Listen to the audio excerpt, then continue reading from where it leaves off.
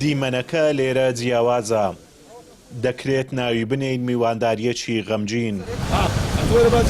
کەناری ڕووبارەکە پڕ بووە لەو هاوڵاتیانەی لە ناوچە جیاوازەکانەوە بۆ هاوخەمی هاتوون.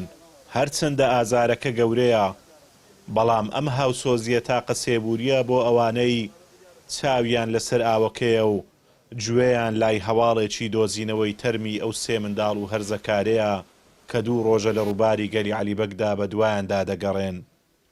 دەمەوێت لێرەوە دەستخۆشی لە هەموو ئەو خەڵکە لە هەموو ئەو هاوڵاتیانە بکەین کە بە شێوەیەکی زۆر باش دڵنەوەی ئێمەیاندا بەڕاستی لە گچکەوە تاک و گەورە لە هەموو شوێنە جیاوازیەکان سەردانیان کردین و دڵنەوەیان داین و بە هەموو شێوەیەکی هاوکارمان هەروەها دەستخۆشی لە تیمەکانی بەرگری شارستانی بکەین کە بە 3 ڕۆژە بە شەو بەڕۆژ بەردەوام لە گەڕان و ئەوە لۆمە پارپشتێکی زۆر گرنگە، یعنی کێشەکان لە خەمەکانی کمەکەتەوە بە حقیقەت زۆر سپاسی هەموو لایەکی ئەەکەین. لۆمە زۆر گرنگە کە ئۆڕدی سپی و پیا و ماقولانە سەردانی ئێمەکەن. 2 ڕۆژ بەسەر ڕووداوی هاتوچۆی گەلی عەلیبەگ تێدەپەڕێ کە تیایدا 3 منداڵ خنکان و تا ئێستاش تەرمەکانیان نەدۆزراوەتەوە. 2 ڕۆژە 3 چرای گەش لە نێوشەپۆ لە بێبەزەیەکانی ئاوەکەدا ون بوون. مینای تەمەن 17 ساڵان کە تازە هیوای بۆ داهاتوو دەستنی، لەوەندی 7 ساڵان و ئادەمی تەمەن 3 ساڵان کە هێشتا زمانیان بە تەواوی بۆ وشەی ژیان نەگەڕابوو تا ئەم ساتەش گەڕان بە دوای چارەنووسیان و دۆزینەوەی تەرمەکانیان بەردەوامە.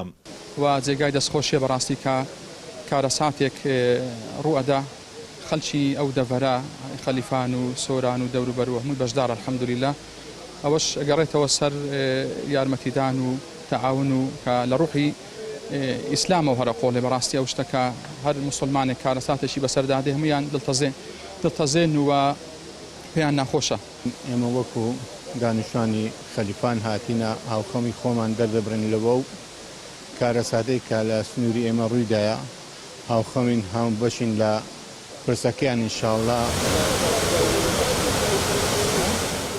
ئێرە ڕێکە و شوێنەیە کە ڕووداوی هاتوچۆی تێدا ڕوویدا. نەبوونی بربەس لێرە و لە بەشێکی تری ڕێگای هامڵتۆن وای کردووە لە کاتی بوونی ڕووداوی هاتوچۆ ئۆتۆمبیل بەرەو ڕووبار هەڵبدێرێ.